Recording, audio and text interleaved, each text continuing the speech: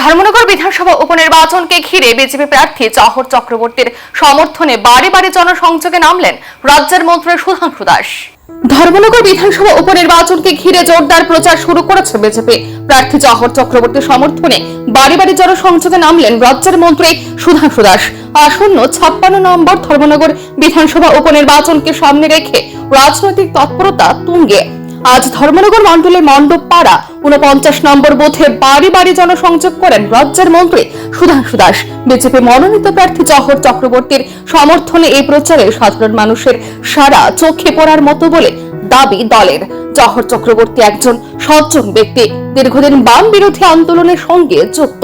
দল ওনাকে প্রার্থী করায় আমাদের শুরু থেকে বাড়তি সুবিধা রয়েছে। জনগণের স্বতঃস্ফূর্ত সমর্থন প্রমাণ করছে বিজেপি এই উপনির্বাচনে বড় জয় পাবে। মন্ত্রী আরো দাবি করেন, শুধু জয় নয়, এই নির্বাচনে বিরোধীদের জামানতও বাজেয়াপ্ত হবে। ধর্মনগর উপনির্বাচনকে ঘিরে রাজনৈতিক উত্তাপ বাড়ছে। এখন দেখার শেষ পর্যন্ত ফলাফল কোন দিকে যায়।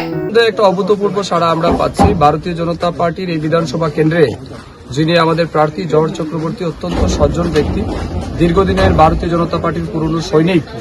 ওনার মতো ব্যক্তিকে বিজেপি দল প্রার্থী করেছে, এটা নিঃসন্দেহে একটা ঐতিহাসিক সিদ্ধান্ত।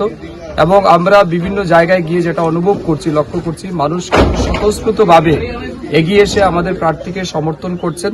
এবং আমরা বিশ্বাসী যে আগামী 9 এপ্রিল যখন নির্বাচন হবে, 4 এপ্রিল যখন তার ফল প্রকাশ হবে, আমাদের প্রার্থী এই বিধানসভা কেন্দ্র থেকে বিপুল ভোটের ব্যবধানে জিততে চলেছেন।